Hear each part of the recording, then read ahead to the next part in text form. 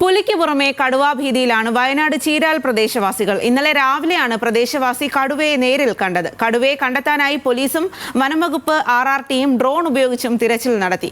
പ്രദേശത്ത് കടുവയുടേത് എന്ന് സംശയിക്കുന്ന കാൽപ്പാടുകൾ കണ്ടെത്തിയതോടെ ആശങ്കയിലായിരിക്കുകയാണ് പ്രദേശവാസികൾ. മക്കളെ സ്കൂളിലേക്ക് വിട്ട് ബസ് കയറ്റി വിട്ട് ഞങ്ങൾ തിരിച്ചു വരുമ്പോൾ നമ്മുടെ ദിലീപേട്ടൻ്റെ വീട്ടിലുണ്ട്. അവിടെ വന്ന് ദിലീപേട്ടനോട് വർത്താനം പറഞ്ഞുകൊണ്ടിരിക്കുമ്പോഴാണ് കടുവ ഞങ്ങൾ മുന്നിലൂടെ അങ്ങോട്ട് കടന്നു പോയത്.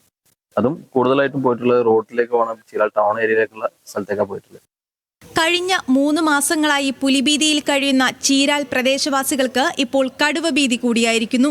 ഇന്നലെ രാവിലെ 9 മണിയോടെയാണ് ജനവാസ കേന്ദ്രത്തിലിറങ്ങിയ കടുവയെ പ്രദേശവാസി കണ്ടത്.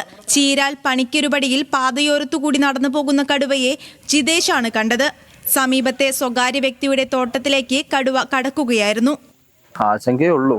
പുലി അല്ലെങ്കിൽ കടുവ സ്ഥിരം ഈ വഴിയൊക്കെ കണ്ടത്. എപ്പോഴും മക്കളൊക്കെ വന്നു പോണ ഒരു ഏരിയ ആണ്. പകലാണ് കടുവനെ കണ്ടത്. രാത്രിയാണെങ്കിൽ പോട്ടെ, ഈ നട്ടപ്പകല് സ്കൂൾ കുട്ടികൾ പോണ സമയത്ത് ഈ നേരെ പോയി കഴിഞ്ഞാൽ സ്കൂൾ കൊന്നിലെത്തി അവിടെ എന്ത് കുട്ടികൾക്ക് എന്തെങ്കിലും സംഭവിച്ചത് ആരോട് എന്ത് പറയും? വിവരമറിയിച്ചതിന്റെ അടിസ്ഥാനത്തിൽ പോലീസും സുൽത്താൻ ബത്തേരി RRTയും വനപാലകരും സ്ഥലത്തെത്തി പരിശോധന നടത്തി. പരിശോധനയിൽ പ്രദേശത്ത് കടുവയുടേത് എന്ന് സംശയിക്കുന്ന കാൽപ്പാടുകളും കണ്ടെത്തി. ഇതിനിടെ കൊട്ടക്കുണ്ടിൽ കടുവയെ കണ്ടതായി വിവരമറിയിച്ചതിനെ തുടർന്ന് അവിടെയും പരിശോധന നടത്തി. പിന്നീട് പോലീസിന്റെ നേതൃത്വത്തിൽ ഡ്രോൺ കൊണ്ടുവന്നും പരിശോധന നടത്തി.